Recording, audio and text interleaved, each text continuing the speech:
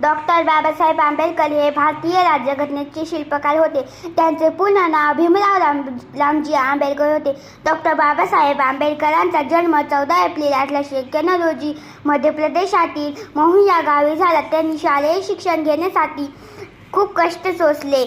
त्यांनी इसवी सन 1920 मध्ये मूकनायक नावाचे वृत्तपत्र सुरू केले.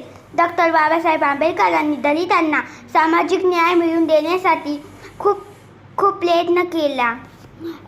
त्यांनी 6 डिसेंबर 1956 रोजी दिल्ली येथे अखेरचा श्वास घेतला.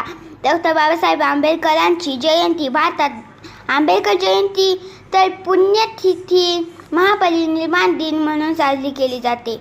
करून जीवाचे रान दिला सर्वांना समतेचा मान, करून जीवाचे रान दिला सर्वांना समतेचा मान, अशी भीमरावांची शान भल्या भल्यांची झुकते मान, अशी